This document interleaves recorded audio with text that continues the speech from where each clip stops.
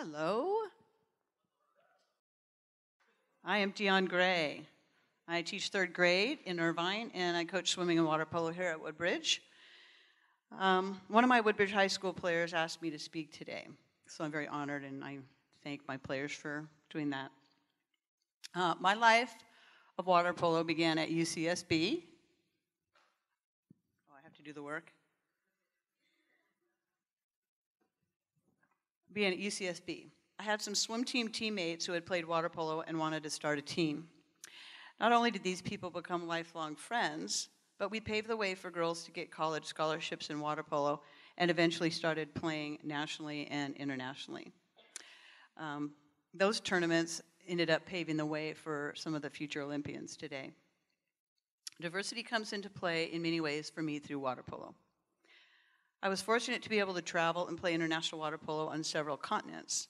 During those trips, I learned a lot of history firsthand and the diversity of the people who lived through those times.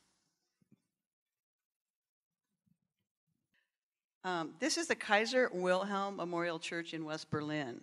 Kaiser Wilhelm helped to preserve it after it was hit during a 1943 bombing raid. The people of Berlin wanted to keep it as a memorial to peace and reconciliation. When we arrived in Berlin, we instantly knew that it was a reminder of World War II. It was quite a sight. It was eerie to think that we were standing on the land where such a horrible war had started. My team was in West Berlin for the World Swimming and Diving Championships in 1978. I was 2 years old. It was a first for women's water polo, even though we were only playing exhibition, which means we were unofficial. The World Championships of Aquatic Sports had a fantastic opening ceremonies. It was like an Olympics for us. It was kind of our dream. We were marching, albeit without permission, with the USA swimming, diving, and water polo Olympians. Someday we hoped we would be official. It was held in the Olympic Stadium that was built for the 1936 Olympics. Yes, Adolf Hitler's propaganda Olympics. Another eerie moment to think that Hitler had been in that stadium. Last but not least of our historical journey was a visit to East Berlin through Checkpoint Charlie and many armed, scary guards. This is the Brandenburg Gate, a continuing symbol of the separation of East and West Berlin, even though the wall came down about 10 years after we were there. Another aspect of diversity through water polo was a cultural diversity we were able to experience during our travels. A couple years after our Berlin trip, we went to play water polo in Holland and Malta. We were expecting an island paradise in the Mediterranean, but Malta was not exactly that.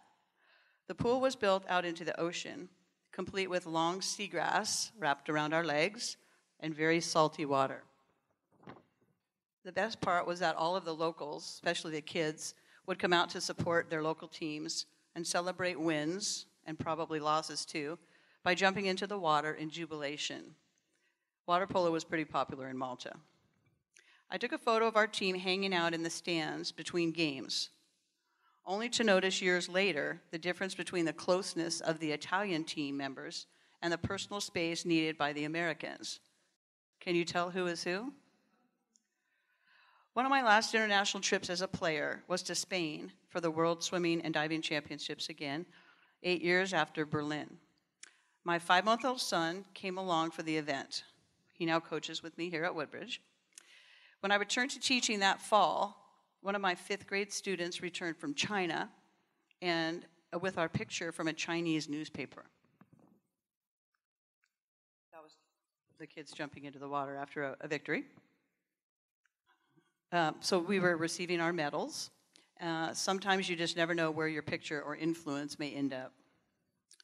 I still play water polo these days. Masters, or Old People's Water Polo, has national competitions every year, sometimes international.